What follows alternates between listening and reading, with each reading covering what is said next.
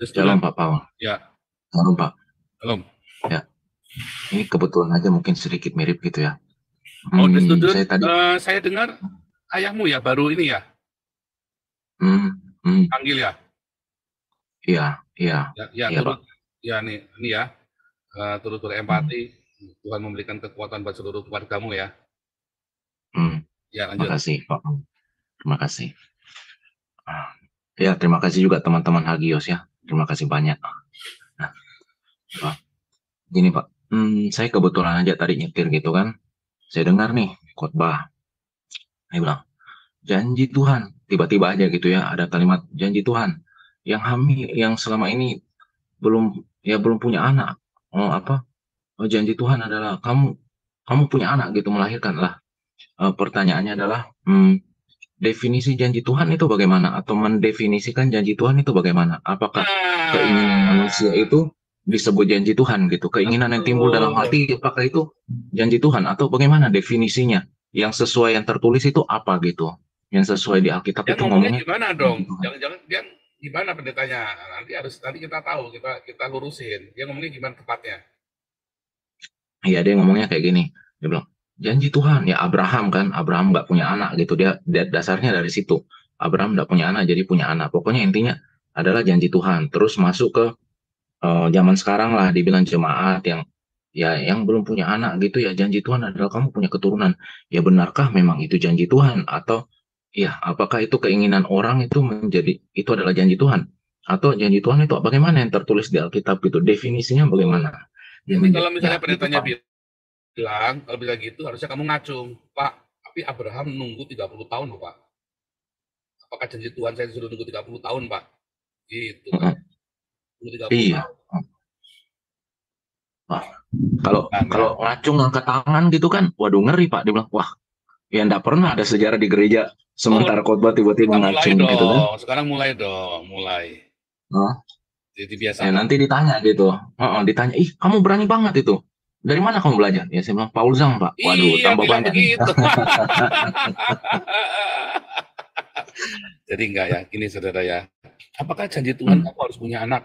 Enggak, saudara. hmm, Enggak. hmm, Karena di dalam perjanjian lama, ya, Tuhan akan memberkati buah kandungan kita. Ya, kenapa? hmm, Karena dalam perjanjian lama berkembang biak secara biologis itu penting. Di dalam perjanjian hmm, baru, janji Tuhan adalah kalau kamu memberitakan hmm, Injil, kamu akan berbuah. hmm, Loh, keturunan rohani. Di dalam perjanjian baru itu lebih penting keturunan rohani, bukan keturunan biologis. Ya, tetapi keturunan rohani memuridkan. Itu penting. Kenapa? Karena di dalam perjanjian baru eranya sudah berubah. Ya kan? hmm, hmm, Termasuk di hmm, dalam perjanjian lama, umur panjang itu penting. Perjanjian baru enggak. Enggak penting. Oh, masuk surga, mati juga masuk surga kan. Apa yang pusing apa lagi, hmm, ya kan? hmm, Di dalam perjanjian lama, kekayaan penting. Di zaman perjanjian baru nggak penting. Kalau kita berbagi, kita memperkaya banyak orang, itu yang lebih penting. Karena di mana hartamu berada, di situ hatimu ada. Nah, ini pendetanya itu perlu dipertanyakan loh kalau yang begitu ya. Satu pertanyaan. Oh, kalau kesembuhan bagaimana? Kesembuhan penting, hmm, tidak penting. Nah, masalahnya juga kesembuhan ditanya, kamu sakit karena apa? Ya kan? hmm, Dosa karena hmm, dosa yang disebabkan karena diri sendiri. Ya kamu harus bertobat, misalnya kebanyakan makan. Nah, hmm, terus jadi kena macam-macam gula apa segala macam. Ya kamu harus hmm, bertobat. Yang seperti itu. Nah, itu dari mana? Nah, terus kalau kita pengen punya anak gimana, Pak? Kalau saya terlalu miskin bagaimana? Kalau kamu terlalu miskin sampai tidak bisa punya makanan di rumah, ya, kamu datang ke gereja. Harusnya gereja itu memberikan makanan. Lalu kamu tetap bekerja. Selama bekerja, berapapun penghasilanmu, berdiakonialah. Saya jamin, ya, karena janji Tuhan. Tuhan akan berilah maka kamu akan diberi. Nah, itu janji hmm, Tuhan, ya kan? hmm, Apalagi hmm, dari penyakit. Nah, kalau kamu penyakitan, ya kamu bertobat dari penyakit berat apanya dulu. Ya, kebanyakan penyakit sekarang karena kita salah makan, kebanyakan ya makan yang nggak benar, blocor rakus, ya tenging-tenging ya nggak bisa, ya harus bertobat. Kedua, ya karena penyakit itu karena sakit hati menyimpan, sakit jiwa yang nggak benar. Ya bertobat, Hmm. berdamai, sembuh sendiri, ya Hmm. kan? Nah, ada kadang-kadang ada penyakit yang harus didoakan. Tapi bagaimana kalau yang penyakit genetis, Pak? Berdoa.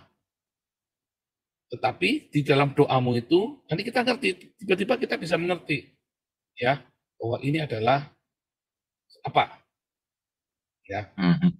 Misalnya Paham. ada di Semarang namanya Ibu Priscilla Semijuli ya. Saya lagi berusaha ngundang dia susah sekali sekarang ya. Dulu kita ngundang beliau gampang ya, sekarang udah sibuk banget beliau itu karena jemaatnya dia sekarang jadi pendeta soalnya.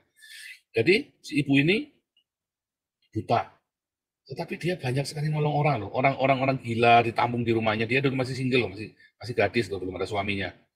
Di kos-kosannya dia nampung orang-orang gila, ada 3-5 orang ya. Tampung dirawat sama dia, dimandiin, buta loh dia loh. Hmm. Mentalnya itu loh. Kita Hmm. banyak yang lengkap, matanya lengkap, tangannya lengkap, masih sehat juga. Alasannya aduh gini, aduh gitu. Saya kadang-kadang pengen nampok juga ya orang-orang begini yang kebanyakan alasan begitu. Kayak tadi Hamas itu tadi ya. Kayak si orang-orang Palestina tadi. Oh Palestina lebih begini, lebih begini, begini. Kita ini lemah. Ya, karena mulai kamu lemah ya sana jadi lemah. Itu mentalitas. Ya, itu Hmm. mentalitas. Ya orang yang begitu ya selamanya akan begitu. Jangan berharap Tuhan akan memberikan kamu kekayaan. Tidak akan, tak jamin. Itu firman Tuhan tadi, kamu tidak kerja jangan makan. Apalagi mau Hmm. kaya. Amit-amit kata Tuhan.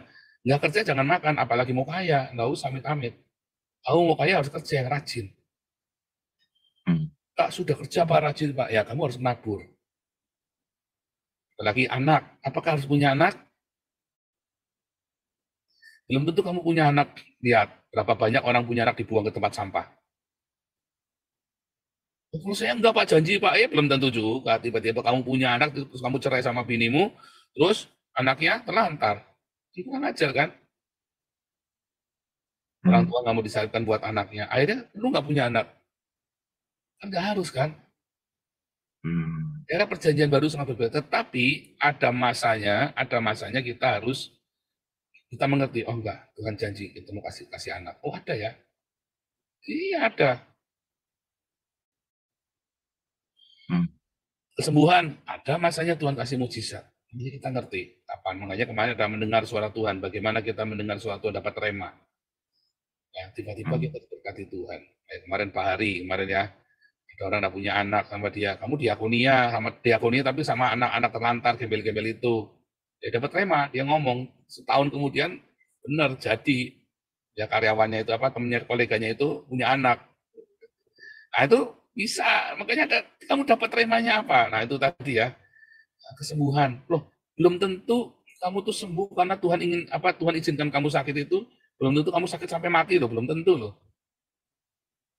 Ya, Paulus pun punya kelemahan yang dia tenging-tenging udah nggak bisa karena itu tadi dalam kelemahan kita justru kuasa Tuhan sempurna.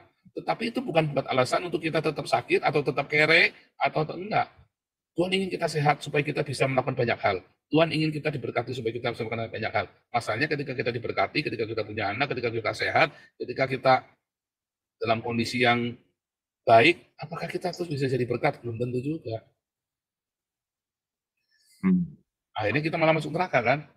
Barang siapa punya banyak kan dituntut banyak kan? Hmm. Hmm. Hmm. Nah, punya anak, anaknya nggak diajarin. Lalu kita berdoa, Tuhan, mengapa anakku ini apa salahku Tuhan? Kenapa anakku terlibat narkoba? Gundulmu peang, salahku apa? Ya, jelas salah. Anak kena narkoba pasti salah bapaknya, salah ibunya. Udah jangan tanya salahku apa sama Tuhan. Pasti salah orang tuanya. Ya, Hmm. anak kena narkoba, orang tuanya pasti salah. Ya, gitu. Jadi kita harus kembali ke makanya kemana ya mendengar suara Tuhan itu penting. Dapat rema itu ya. Gitu. Hmm. Oke? Ya, terima kasih.